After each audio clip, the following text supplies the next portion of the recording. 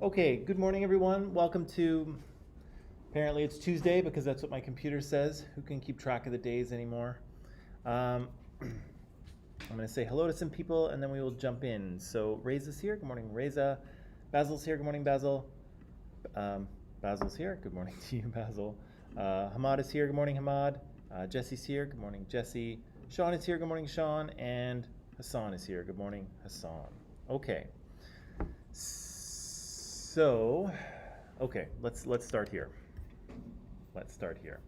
So, just as a quick review of what we talked about yesterday, we were reviewing, well, I put some slides up here to review what oppression was, right? The practices and procedures and sort of structures of society that serve to benefit one group and disadvantage or exploit another group, right? And so, usually the dominant group has historical and social and institutional power, and they are, again, able to sort of impose their prejudices on society. They're able to sort of build society in a way that benefits them, right? I reviewed very quickly for you internalized dominance and internalized oppression, right? And so if you want to remember that, the blue-eyed and the brown-eyed kids are kind of a classic example of how that works. And internalized dominance, people act out their sort of identity as a dominant group member, right? So they act out the fact that they are in some ways better than or superior to people in minoritized groups, right? And again, lots of times this is unconscious behavior, right? People aren't going out there trying to assert their dominance and make everyone feel bad, right? That's not really what they're trying to do. But often it kind of creeps into people's behavior accidentally or subconsciously, right? And so, people asking you where you're from, or what are you, or oh, you speak such good English, all of those are kind of, have messages below the surface saying that, you don't belong, or, you're not one of us, or, there are these kind of messages underneath the surface, right? Internalized oppression is, again, very similar. People are acting out social messages that they are in the minoritized group, right? And so you heard in the documentary we watched, Eighth Fire, we heard some Indigenous people kind of saying just that, right? They were saying that, oh, well, we're told we're stupid and good for nothing, and, if society tells you that enough, you start to believe it, right? You start to internalize it. And even though they kind of know where those messages are coming from, sometimes it's difficult not to believe them, right? Because society is powerful, right? Society is an agent of socialization. So we read this article yesterday, again, as a exercise to just try and read a real life journal article, right? Because again, in college you will be doing this, or in university you will be doing this, and it's nice to get a bit of a handle on beforehand, right? Because I know when I got to university, I wasn't entirely prepared by my high school experience. And so there were a lot of things that I had to kind of figure out in the first year or two, right? I had to figure out how to write and how to cite things and how to read journal articles and how to, I needed to figure out all of that stuff. And so, I can't teach you everything in 13 weeks, but I can, maybe I can give you a little thing, right? So we went through this article, I asked you for the argument, and I said that, most journal articles are built this way, right? They have these pieces.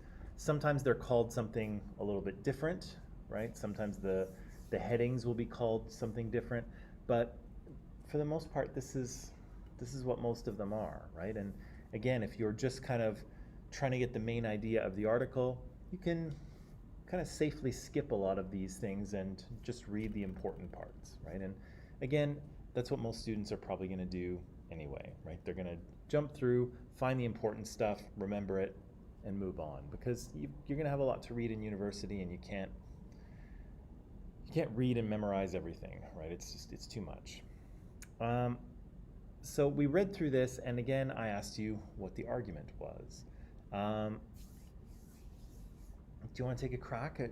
Does anyone want to remind me what Shavella Pittman was arguing in this article?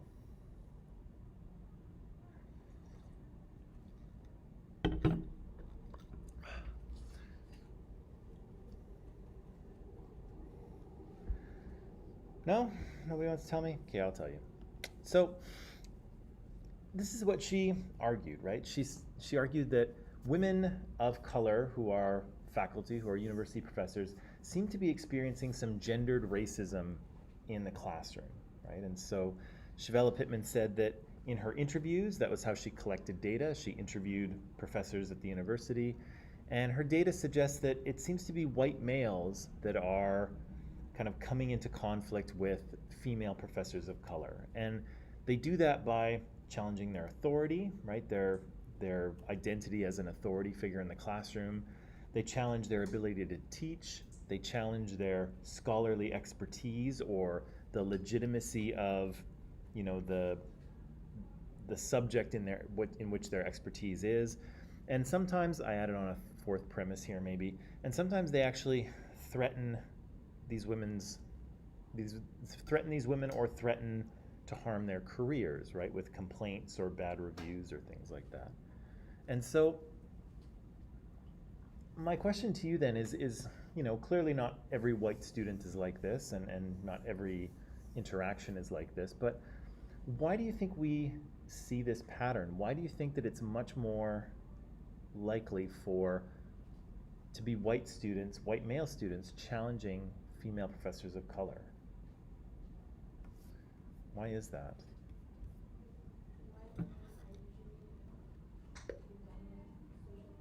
Yeah.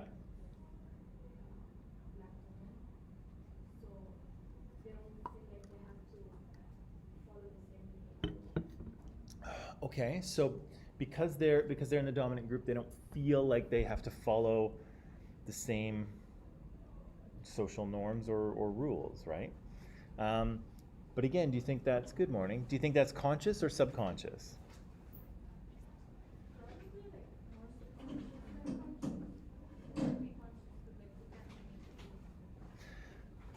I think so, but so let's say we go with that. Let's say that most of that behavior is kind of subconscious. These guys are not really aware of why they're challenging these women, okay? And so maybe this is a difficult question to answer, but I just want you to think about it.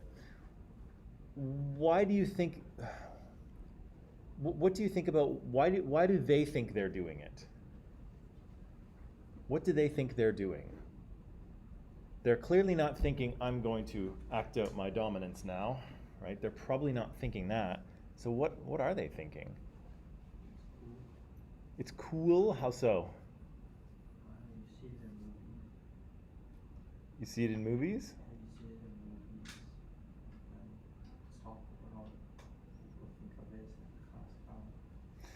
Oh, okay. So they're kind of, maybe they're like kind of performing for the audience, right? So, acting, trying to say the funny thing, or being kind of intelligent enough or kind of brave enough to challenge the prof kind of thing. Maybe there's some sort of, maybe they're kind of, maybe they're showing off a little bit in some way, right? That could be. I could see that. What else do you think they're doing? Or what else do they think they're doing, in your opinion?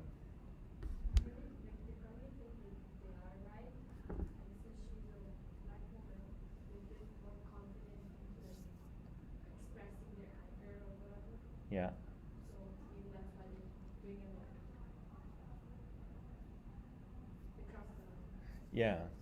They cross the line because they feel this confidence, right? That they're, again, probably not aware of, right? Anything else you can think of? Why they think they're doing it?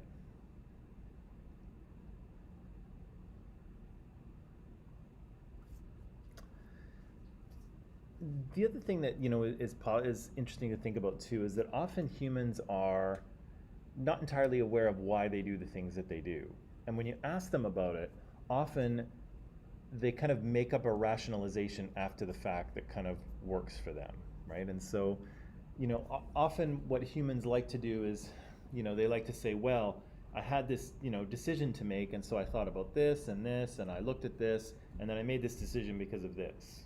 And then they do it, right? But so often with humans just do things, and then they go back and they kind of like write a story that makes sense. Like, oh, well, I thought of this, and no, you didn't. You just did it, and now you're trying to like explain why you did it. And so, there's, even if we asked these guys what they thought they were doing, we would probably get some inaccurate answers as well, because they're probably not really considering their actions too much, right? They're probably just acting instinctively, right? And which again is interesting, because there's some gendered racism going on here, but probably most of these guys aren't entirely aware of it.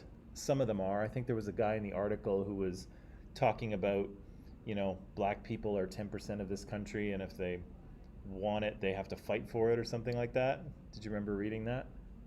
Yeah. So that guy's a bozo, right? So he's clearly aware of what he's saying, right?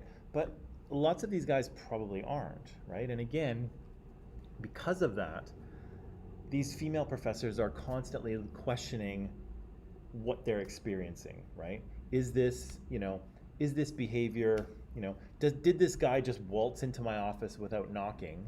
Did he do that because I'm a black woman, or I'm a woman of Asian descent? Or did he just walk into my office because he's an idiot, right? Like, and it's, it's really tough to know, right? It's tough to know what's going on in people's heads, especially when it's going on subconsciously, right? When it's going on below their own awareness. If they don't know what they're doing, certainly these women don't either, right? Or will struggle to know what the intent is. So, yeah, we can see the oppression kind of being acted out. And again, this isn't oppression itself, right? Because the oppression is kind of within society. But because we all have kind of a place in society, because we all have functions, because we all have programming, sometimes the oppression leads to behavioral effects, right? And some people are very conscious about it, like the guy who said that black people have to fight for their piece of the country if they want it. He's pretty clearly knows what he's saying. But lots of other people, are kind of caught in interactions where their race and their gender comes into play, but it's, but it's all unconscious, right? It's all kind of happening below the surface, and people, come away from those interactions wondering, gee, was that because I was a woman, or was that because I am Asian or whatever? And so it's, it becomes difficult to see and to talk about sometimes, right? So, we see white males kind of acting in this sort of dominant, sometimes aggressive manner, and kind of thinking that their knowledge or perspectives are somehow more legitimate than those of the women professors, right? That's kind of what we see. And from the women professors, we see that sometimes they're afraid, sometimes they feel disrespected, sometimes they have to moderate their behavior, right? They have to change their behavior in ways that white male professors don't, right? And so I think one of the professors mentioned, and I forget who it was, she said that, I get a lot of questions on my scholarship, right? I get questions on what I include in class and why we're talking about this and why is it important. And she says, but I assume, a white male professor could talk about lettuce heads all term, and people would think that, oh, he's just a little weird, but there's knowledge there, right? And so she feels that she has to kind of work harder to be taken seriously, right? And then the final thing, of course, is that, their inability to offer definitive proof, right? A few of those women said that, I don't know if I could explain this to anyone else. I don't know how to describe it, but there's just this feeling, right? There's this tone in emails, or the way that people look at her, or there's just something, right? Something's a little off, right? But she can't quite explain what it is, and she can't kind of show it to anyone else, right? But that's what makes it so difficult and frustrating. Um, so yeah, the question, of course, is why do these guys act the way they do, right? Maybe they're jerks. That's possible, right? There's lots of jerks out there. It could be that they are, you know, behaving based on their socialization and the messages that society gives them. And so, what are those messages, right? Well, go with me on this. So, there are lots of ways, I think, in which society tells white people that they are the best and the most important, right? And so, go with me on this. So, let's look at some of our stories, right? So, again, I think I mentioned this earlier, but story is incredibly important to human beings, right? Whether, I don't know what you guys are into, but if you are into any television show, movies, music, video games, books, and even just talking with your friends, all of those things are composed of story, right? They're all stories. When you get together with your friends, you know, yeah, you sort of joke around and enjoy each other, but you also say, "Oh, you'll never guess what happened. You'll never guess what happened to me," right? You're starting a story, right? Oh, this one time, at home I was doing this. Story, right? So stories are incredibly important for human beings, and they're, not only are they entertaining. Good morning. Not only are they entertaining and, cathartic sometimes, but they help us to kind of explain our experience, right? That's kind of that's the way human beings understand their lives. They create story. They assemble a narrative, right? What is the point of your life? If I asked you that, you would probably have to think about your past and try to sort of build some kind of story, right? And explain what has been happening for you, right? And where this story is going. So anyway, I'm going to stop talking about stories here. But stories are critically important. And if you look at most of the stories in the Western world, you'll see that most of those stories are written for and about white people, right? All of these are popular shows. Has anyone seen some or any of these? Yeah. Let's see. Game of Thrones. Yeah. Big Bang Theory is up there. Walking Dead. Walking Dead fans. How I Met Your Mother. Brutal ending. God. What a disaster. The rest was good though. What else we got? Supernatural. Anyone Supernatural? No? Filmed in Vancouver, I think. Yeah? Supernatural, Vampire Diaries, Modern Family. Modern Family. The Mentalist. You guys aren't old enough to watch the... Oh, really? Okay. We got Family Guy. We got The Simpsons. We got, so all of these shows are mostly written for and about white people, right? Some of them have non-white characters, right? We've got Raj in The Big Bang Theory. I know there's a few non-white characters in Walking Dead, although I haven't really seen much of it, so zombies kind of freak me out. There are non-white characters in these films, or in these TV shows, but mostly we see white people, right? We see white people and stories that center on white people. And again, as a white person, how does that affect you when all of the stories you consume put white people at the center, right? What's the message there? Are white people the most important or the most interesting, or what? Or they're better, right? Or they just deserve to be at the center of the story?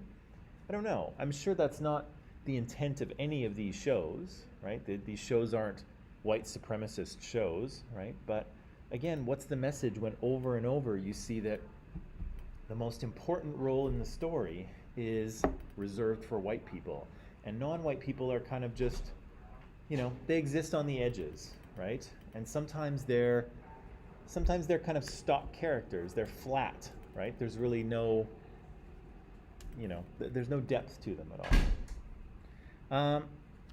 So Friends, of course, which seems to be experiencing a bit of a revival. Everyone's watching Friends now. Super white cast, though, right? There's just not, and if you watch 9 seasons? 10 seasons? If you watch all 10 seasons, you won't see a lot of non-white characters on Friends, right? And again, One Asian girl. there's one Asian person. The whole.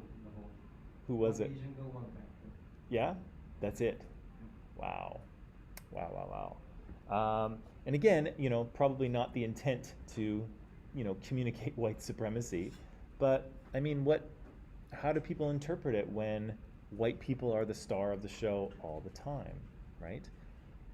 Yeah, look at if you go to comics, and of course comics are much more diverse now, but, back in the day, like there's no people of color in the Justice League, unless you count, I don't know, is that like Martian Manhunter there? He's green. You have to be from another planet before you can get a black person in the Justice League, apparently. Although I know one of the Green Lanterns is black later on, right? Yeah.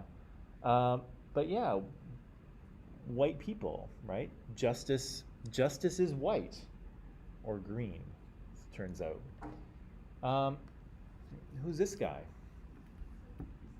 Yeah, that's Jesus, right? That is Jesus, right? The Son of God, right? The creator of the universe, the all-powerful being, the Alpha and the Omega, the beginning and the end, whatever they say in the Bible, all that stuff.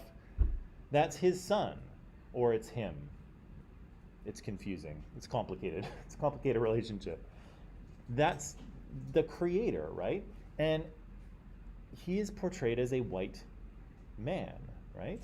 And again, it's very interesting, I think, that, the creator of the universe would take the form of a white man, particularly where is Jesus actually from? Jerusalem. Yeah, he's from Jerusalem. Yeah, Palestine, the Middle East, right? So a number of years ago, some scholars got together and they figured, well, what would Jesus have actually looked like? And again, we don't know. We don't have any, physical remains of his body that we've been able to identify, so we don't know what he would have looked like. But they came up with a picture like this. And so, again, we have no idea. But this is kind of typical of a man from that part of the world from that time period. This is a typical man from, 2,000 years ago in Palestine, in what's now Israel, right? That's a typical person. And so it's much more likely that Jesus looked like this than like this, right? But again, what's the message here when, the all-powerful God is a white person, right? And I don't know because, good morning, I'm not really, I was brought up Catholic, but I wouldn't say that I am. And I am white, as you probably noticed. And so I don't know how other people of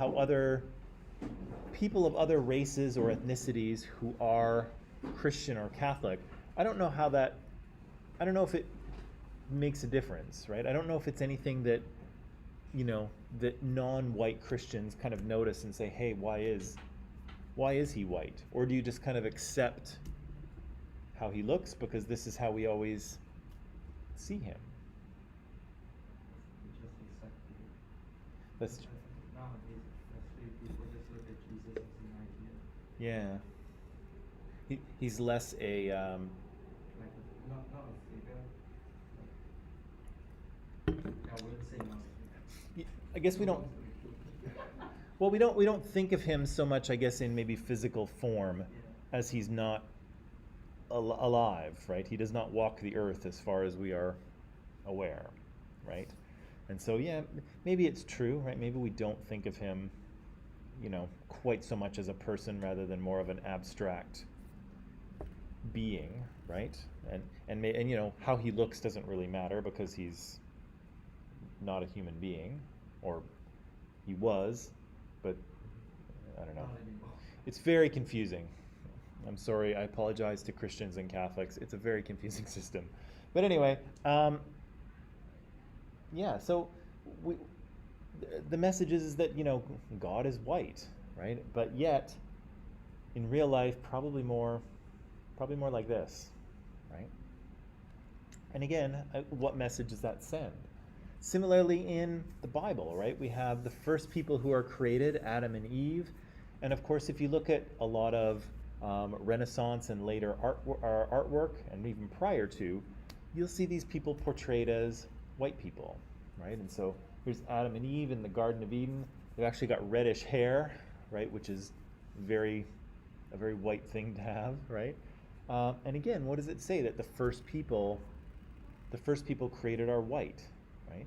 And remember, I guess a week ago or so, we talked about Blumenbach, right, who was measuring those skulls, trying to find human races, and he, of course, believed that white people were the first ones created, and non-white people had somehow like degenerated or degraded from white people. So again, these kind of images and ideas do have a lot of force and influence, right? They had force and influence over him and many others. So all of these are kind of messages about kind of the superiority of being white, right? Direct or indirect messages sort of woven into stories that say that, that sort of speak to white superiority. The idea that the default experience is white, right? And so in that classroom, you can very easily imagine those white students feeling like their view of things is correct, right? And we talked about this right at the beginning, right? We talked about positionality, and we said that everybody is having a slightly different experience of this class, right? Depending on who you are, depending on your culture and your ethnicity and your school experiences in the past, and where you're sitting in the room, all of that stuff is affecting your experience, right? And my experience of this class is not the same as yours, right? We're having a slightly different experience. And yet, popular culture and society would have you believe that the white person is having the real experience, right? The white person is having the white person is seeing reality in a more legitimate way, right? Of course, that's bananas, right? But that's kind of the underlying message. Right?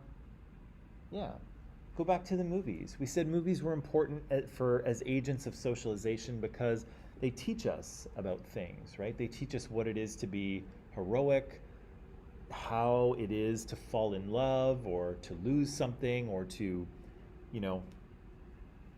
attack a challenge and succeed or fail, right? We kind of learn a lot of lessons from the movies. But again, if you look at the movies, you'll see that most of them are written and directed by white people. And of course, most of them star predominantly white people as well, at least here in the Western world, right? Obviously, if you're talking Bollywood, that's not the case. But here in the West, that is the case, right?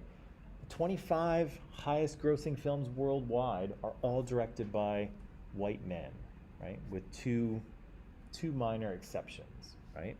Of the top 199 are directed by men and 95 by white people, right? So the stories that everyone is consuming around the world, whose stories are they? Well, they're the stories of white people, right? And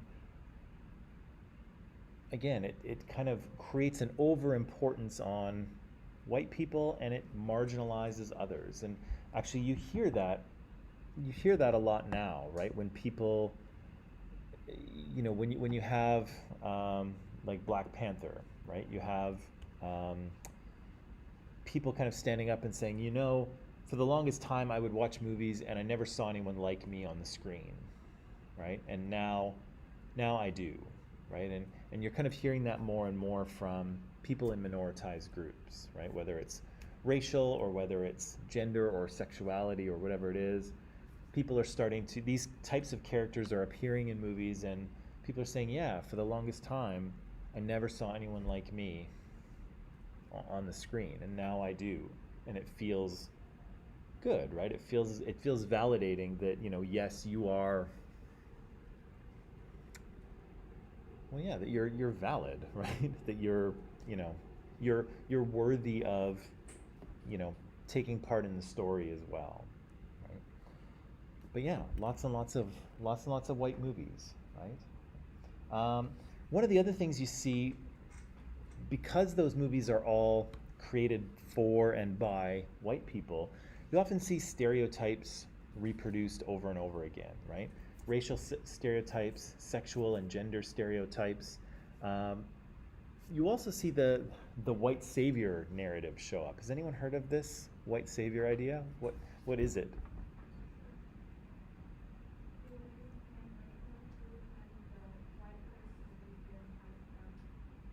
Yeah.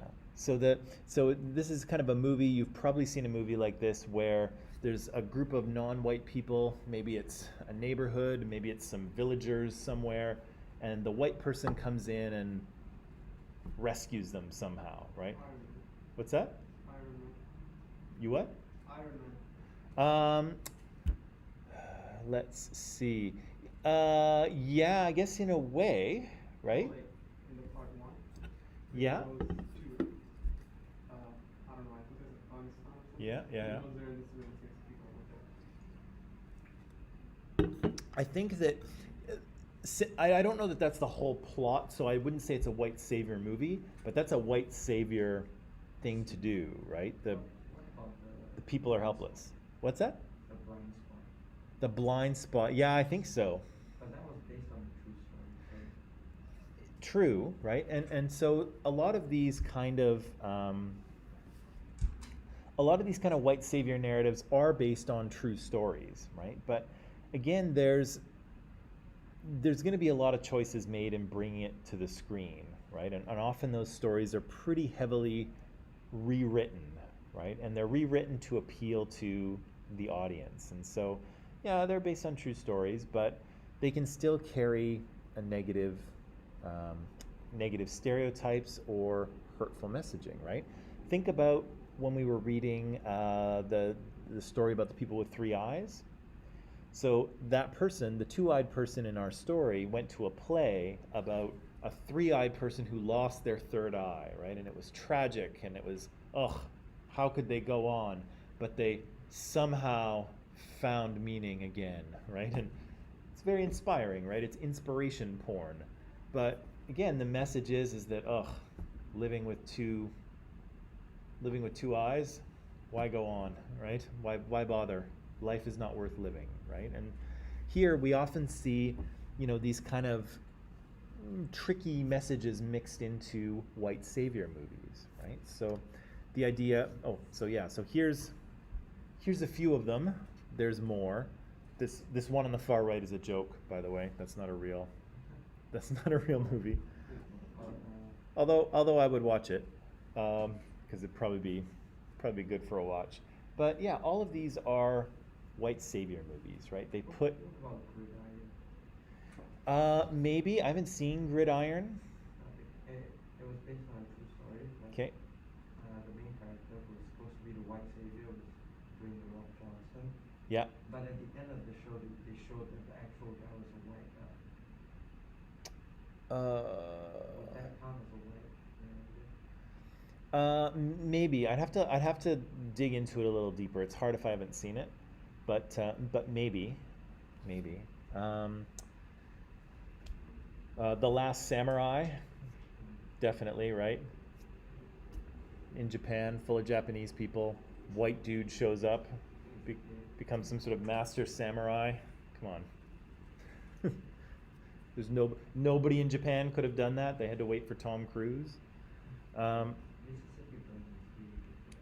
Mississippi. That one I haven't seen. Is it? What else is here? Actually, I haven't seen a lot of these. I've seen Dances with Wolves. It is a good movie, regardless. So yeah, the white savior narrative here has, again, a few kind of characteristics. And again, sometimes the movies and the plots are a little bit different. Sometimes you'll see, the white person kind of going amongst the people of color and kind of rescuing them, but also kind of learning something about himself, right? Something personal, right? But again, the people are just like, the non-white people are just vehicles, right? They're just things for him to save or for him to have his experience, but their own experience is kind of pushed to the side, right? Often morality is identified with white people in these stories, and so the non-white people are maybe doing something bad, and the white person has to, convince them otherwise or battle against them.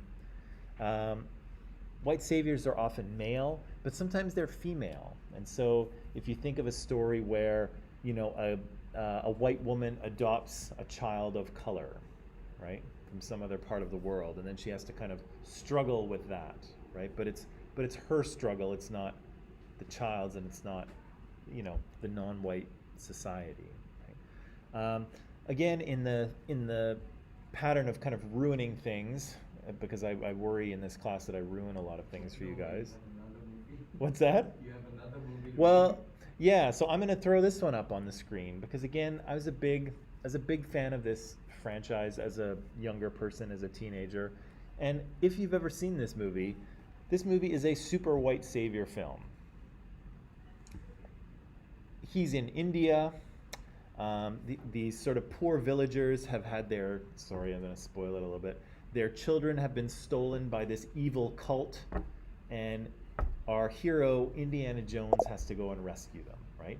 And the villagers are kind of powerless to do anything for themselves except cry about it, right? And so Indiana Jones bravely goes in, battles the evil cult, saves the children. I just ruined the entire movie for you.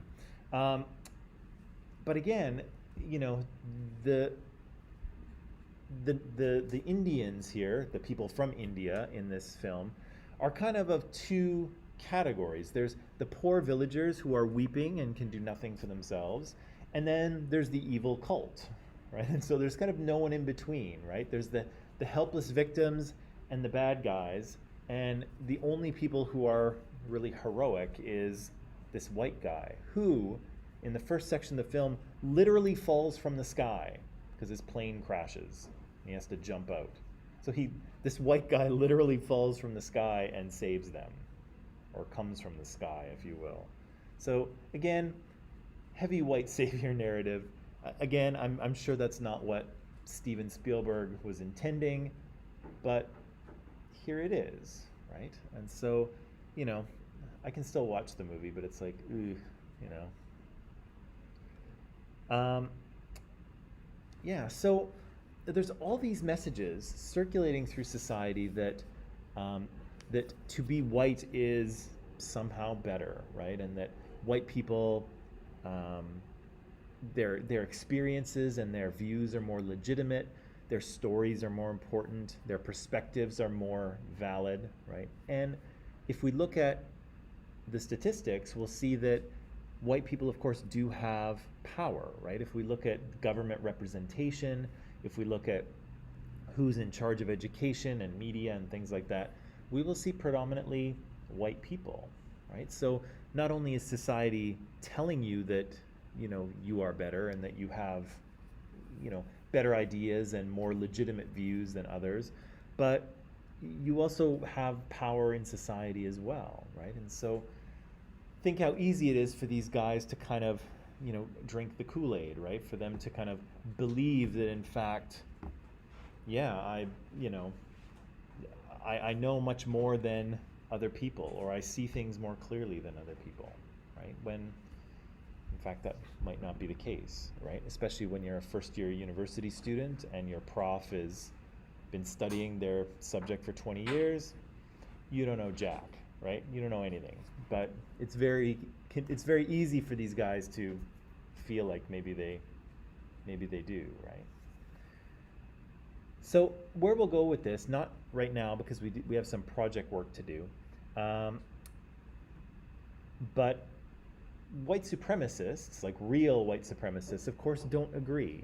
I've been trying to convince you that yes, white people are in power in North America, right? They have control of social institutions and social messaging, and yeah, they have a lot of power, but white supremacists don't feel that way, right? White supremacists feel that somehow they are under attack, right? Or that they are in fact being victimized. And so that's a little weird, and we'll dig into that. But I think what we'll do right now is we'll take a little break, we'll come back, and then we'll do some project work, okay? All right, let's take a break.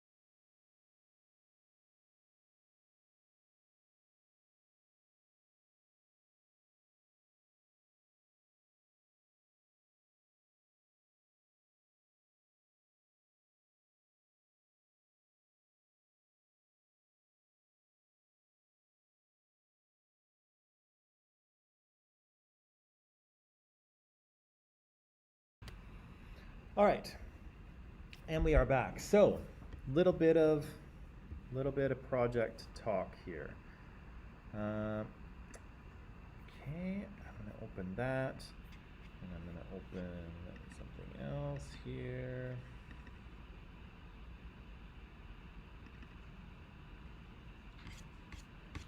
Cool. Okay, so yesterday, of course, I gave you your final assignment, right? Which is going to be to create a presentation, come up here, and teach us all about some sort of particular social justice issue, right? And so I said you'll want to pick something that's fairly narrow. You don't want to pick just sexism or just racism. They're too big.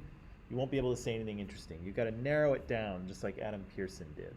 But the first part is sort of the first part is actually trying to figure out a topic. And maybe, well, we have 40 minutes. Okay, we'll have some time. So the first part of this, of course, was to figure out a topic, but also to find some sources, okay? And that's what I wanted to talk to you about right now is the finding of sources, okay? So the point of this presentation is what I want you to be able to do is find information and find good information. There's a difference, of course. Find good information, evaluate it, right, for, to ensure that it's credible and that it's solid. I want you to be able to put this information into an understanding of your own, think critically, and then, present it to all of us, right? So there's a bit of there's a few steps, right, of finding information, assembling it into something, and then presenting it to a group of people. Okay, those are kind of the skills that we want to learn. And so the first part, of course, is finding information, and again, finding credible information. So when I say credible, of course, I mean credible as in believable, right? So when you hear that something's incredible, it means it's not believable, right? So we don't want sources and information that's incredible. We want sources that are credible, right? That we can believe, that we can feel that we're getting facts. Yeah. Would a tweet considered credible? Depends on what you use it for. Addressing a situation. Addressing a situation? Addressing a racial matter. Well, probably not, but it depends, right? Because Donald Trump tweeted a lot of stuff, right? A lot of the stuff he tweeted was bull, right? It was not true. So again, if you wanted to use that, it depends how you use the tweet, right? If I use the tweet to support something I'm saying, if I say, well, there was electoral fraud in the United States, look, the President of the United States tweeted and said so, that's not really very credible, right? Because again, we know that there is no proof of that anywhere else. And just because Trump says it doesn't mean it's true, right? However, if I'm trying to make the point that the President of the United States is spreading conspiracy theories, look, he tweeted that there's electoral fraud, then it's a good source, right? Because I'm saying that he said it, and this is proof that he said it, right? But him saying it isn't proof that it happened. And so, again, it kind of depends what your purpose is, right? If you're trying to prove something is true, you're going to want to find evidence that is also true, right? That was the trap that our friend Jordan Peterson kind of fell into, right? Remember when we read that article on the pronoun use, and Jordan Peterson had an argument, and we said, well, we figured out his argument, and then we said, okay, but his premises are logical support for the conclusion, but they're not true, right? So you can't really have a good argument unless the information that supports it is true, right? If the information is false, you don't really have much of an argument, right? So again, we want to build whatever we do, whether here it's a presentation, but it could be a paper or it could be any number of things. We want to make sure that we have quality. You can't make good cookies without quality ingredients, right? And mixing is very important, but anyway, that's another thing. So how do we know we have a credible source, right? How do we know that we're looking at a good source? what do you guys think? Do you have any kind of strategies or things you look for when you go searching for information? Reliable publisher. Reliable publisher. So who's a reliable publisher in your mind? What's that? Actual news sources. Actual news sources, what? Yeah, CNN, like CNN, BBC, and somewhat like verified websites. Right. So verified websites, big news organizations that we know are credible, right? So BBC, CNN, MSNBC, Al Jazeera. You know, these are credible sources, right? What else should we look for when we're trying to find sources that are legitimate, that are good? Good morning. That we check it with other news sources as well to cross-check it to make Okay. sure that it is the correct information. Okay, so and that's getting tricky, right? Because Rafai's point was that you should cross-check your story with other news sources to make sure that it's actually true. And it's true, you should, but again, it's getting more difficult because there are fewer and fewer news companies out there, and they simply share their stories. And so I think we're down to about 5 news media companies now, or 5 or 6 entertainment companies. And so, you know, they'll write a story and then they'll distribute it to the hundreds of companies that they own, right? Newspapers and all kinds of things. And so it's very easy to read the same story over and over again and think, oh, here's more confirmation, right?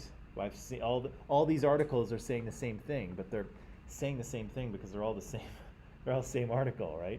So that's a good strategy, but it's getting more difficult, unfortunately, to do that because the story is spread so widely. Right? But it's still a good tactic. What else do we do to find credible sources? What else do we look for?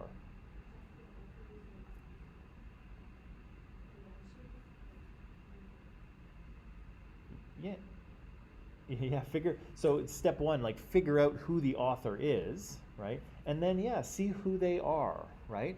Are they a tenured professor of sociology somewhere? Or are they some dude in a basement, right? Because that's different, right? Although, we have seen that even tenured professors sometimes don't make very good arguments, right? So we have to be careful. But, you know, in general, you're more safe with the professor than you are with, you know, the basement dude. Right? Nothing against basements, right? But you know what I'm saying.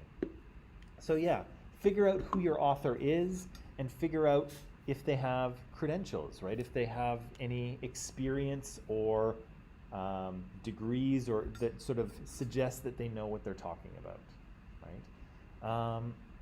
What else? What else do we do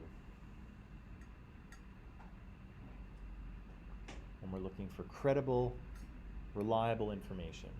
So good publishers or good kind of news outlet that we know and that we trust. We look for, try to sort of confirm the facts, right, of the story, maybe in other stories or in other places. We look at the author, we try to figure out who the author is, and we look them up and see if we trust them, right? What else can we do? Comments. Okay, so if they have that's a tough one too, right? But if they have an article or something they've written and then there's comments below it, sometimes you can read through to see what people say, although the comment section is always... I mainly look at it. If there's no comments at all, and then after, maybe I shouldn't be looking at it. Okay, so maybe if there's no comments, maybe it seems like it's not something that people are paying attention to, or... Yeah, it's kind of a bit of both. Okay. Not being paid attention to or just complete other bullshit so no one can... All right, maybe. Yeah, that could be too, right? The lack of comments could suggest that nobody's even looking at this particular thing, right? Yeah, the comment section can be good for that, although it's tricky because like the worst of humanity appears in comment section. So I try honestly, I never go in there because it just depresses me. So I never look. That's not true. Sometimes I look, but I try not to. The ones on Facebook is okay. Ugh, that's the worst one. Yeah. That's the worst one. Anything else? Anything else that we... How about the date? The date? Yeah. Okay, what about the date? Fine. Too old. Can use it. Yeah. It's like too old. Yeah, it depends what you're researching, right? But if you're talking about something that's reasonably current, yeah, you don't want an article from 1991, right? But then again, it depends on what you are. It depends on what you're talking about, right? I found an article. I sent it to my partner a couple weeks ago, and it was talking about Indian residential schools and the fact that there are probably unmarked graves outside of these things, and this is, Indian residential schools are terrible and we need to do something and to sort of mend the relationship between Indigenous people and Canada and blah, blah, blah, blah, blah, right? That whole thing. But the thing about the article is that it was from 2007.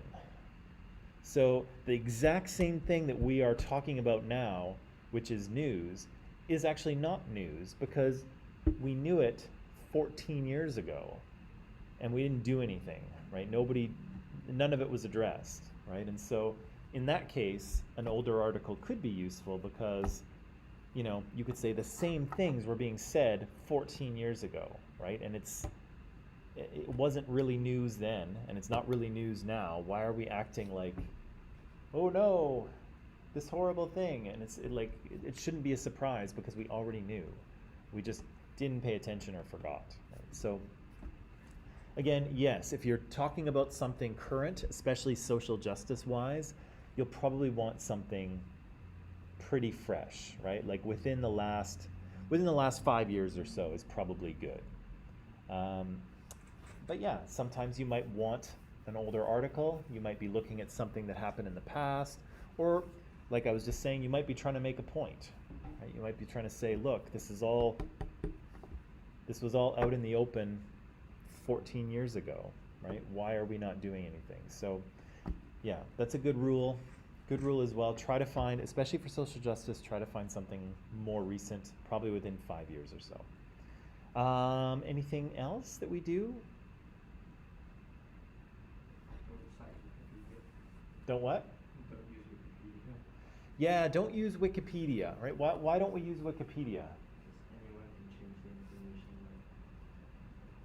Yeah. It's not credible at all. Right. So Wikipedia's kind of model is that anyone can edit, and therefore, if somebody writes something wrong, somebody else more knowledgeable will correct it. And for the most part, I think it works, right? I think it works. And again, if I need to know something really quick, I'm going to Wikipedia. Absolutely. But I'm not citing it in any actual work that I do, right? Because again, it's not, anybody can go in there and write anything, and if nobody catches it, it just sits there, right? Wrong information. So again, I use Wikipedia all the time. I love it. It's great for just a quick catch up if you need to know what something is. But for academic work, it's not strong enough, right? It's not legit enough. What else? You guys basically covered everything I wanted to say. The only other thing maybe I'll mention is I would pay attention to format and design as well. So if I go to a website, maybe it looks like a news website, and and I start reading, if there's a spelling mistake or a grammar error, not good, right? So legit news organizations they're good writers, they have editors, they usually don't make grammatical or spelling mistakes, right? Almost never. Again, I look at the formatting to see how professional it is. Sometimes that works, right? Sometimes a poorly formatted website means that, they're not serious, they're not professional. Maybe it's just one guy doing it. But again, a really good looking website can be full of misinformation as well, right? And so you got to kind of pay attention to that. But again, see what the quality is, and if the quality, if they didn't bother to format their website very well, and if they didn't bother to spell check, they probably didn't pay too much attention to their information or their facts either, right? Again, I'm a little prejudiced that way, but when I see a spelling mistake in like online work, yeah, I question the person's credibility. Even though we all make spelling mistakes, I certainly do. Thank God for spell check and autocorrect and all that stuff, but not in the final version. Okay, so that pretty much covered what I wanted to say. I had, actually, I'll say one more thing. If you if you find sources through the college library, right? So if you go to the website here and you click on library, although I think our formatting changed a little bit since I took this screenshot. If you go to library, and if you go to find materials, and if you go to all databases, you'll find a bunch of databases that you can search, and you can poke around in there, and you can feel pretty confident that anything you find is legitimate, right? Because the library is full of books and articles and things that we have subscribed to and things that we've purchased. You can feel pretty good that anything you pull out of our library will be good enough, right? So should be no issues there. If you want to go free ranging on the internet, which most of us like to do, you'll find all kinds of things, and you'll probably find them easier because, quite honestly, Google's search algorithm is a lot better than a library's search algorithm. However, you're going to have to sift through the stuff that's crap and find the stuff that's good, right? So there's a little extra work in terms of evaluating credibility. With the library, there's a little extra work in searching because it's just not as easy as Google is, or Google Scholar is actually a better option, but it's not as easy as Google, but it will give you more credible results. Okay, so you can do that. MAS Ultra is pretty good for this because it has lots of newspaper and magazine articles, because I don't expect or even want you guys to deal with like academic articles from journals. It's too much for this level. So I think, magazine and newspaper articles are probably the best source of your information. Otherwise it's just too much for you to deal with, right? If you've got, if I ask you for 6 sources and you're dealing with 6 academic papers, that's way too much for high school, right? So stick with magazines, stick with newspapers, and again, just make sure they are credible sources, okay? Yeah, so I had some slides there, magazines and newspapers. I have this, which we've actually kind of covered, right? Accuracy, author, currency, relevance. Fairness we didn't talk about, which maybe I'll mention very quickly here. So it says here, actually I've got to zoom in there. It says here, content is balanced, presenting all sides of an issue and multiple points of view. Yes and no, I would say. For a source to be credible, it doesn't have to be unbiased, right? A source can actually have an opinion, right? And a source can say, look, this climate change thing is real, people, and we have to do something. Here's the evidence, right? So that can be a perfectly credible source. It doesn't have to be, well, some people say this and some people say that, right? That's not necessarily more credible than the person who's trying to make a point, right? So again, we have to keep an eye on that. Perfect fairness does not equal credibility. It's okay to make an argument, but again, pay attention to how they make the argument, right? Are they making a reasonable one? Are they supporting it with valid premises? A good argument will not try to hit your emotional buttons too much, right? They won't use words that make you upset, right? Some people like to do that, though, especially non-credible sources. They like to use words and phrases that get people all riled up, right?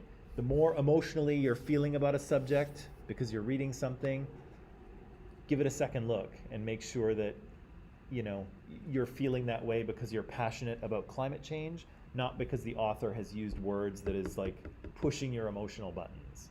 If they are pushing them too much, it's usually not a credible source, right? Credible sources tend to be a little more even in their language and say, yeah, climate change is a big problem, and here's why. Here's the evidence that shows us that this is an issue, and we need to move on it now. The time is now, people, right? That's kind of what they'll say, but they won't, they won't talk about, if you don't stop using plastic bags, we're all going to be living in a, hellish desert that'll be 100 degrees, right? Like, again, there's a difference in tone, right? So watch for that.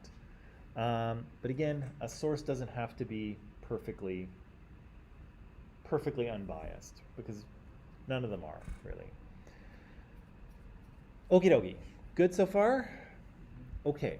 What I'd like to do is, we've got about 20 minutes left here, and I'd like to give it to you so that you can do some poking around and seeing if you can find a topic, because I do want you to tell me your topic by tomorrow, okay? So, what's that? Well, the sources are Monday. But I want to know your topic. I want to know your topic tomorrow, okay? What is it? Yeah, what topic? Well, that's for you to figure out. Like the one that we want? Yeah, so here's what I want you to do right here. Choose a specific social justice issue and then investigate it, right? Figure it out, tell us about it, explain how it's connected to things we've already studied, and then what could be done or what is being done to fix this injustice, okay? So we need some kind of social justice issue that you will talk about. Again, don't go too big. Try to find something more narrow and specific, okay? Does it have to be North American? I would like it to be North America because when we go to other parts of the world, sometimes I find that social justice isn't a big issue there, so it's hard to find things that are written about social justice issues. And often, well, not often, but sometimes in a class like this, I wind up with people wanting to use non-English sources, which I don't want, because I want to be able to look at your sources. I was thinking England. You were thinking England? Okay, Is England fine? that'll work. Yeah. Yeah, so I just want to, put some boundaries on it, just so we don't get into an area where, you're researching something that nobody has written on, because social justice isn't a thing in whatever country you're talking about. So, yeah, I'm open to, I can be a little bit flexible there, but I just want to make sure that you'll be able to find things and that I'll be able to read what you find.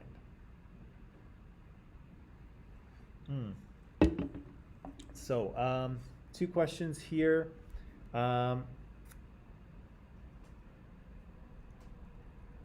Reza says, can it be done about a movie? I'd like to hear a little bit more about what you mean by that topic, but I would say probably not.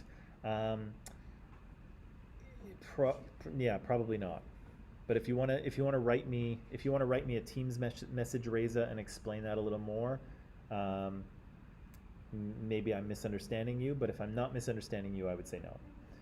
Basil says we're doing it in pairs. If you want to work in pairs, you can. If you don't want to work in pairs, you don't have to. Okay? Yes. Can you work with someone online? Yes.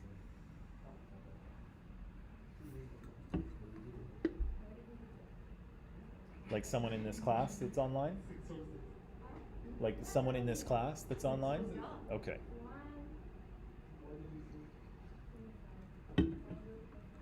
Okay.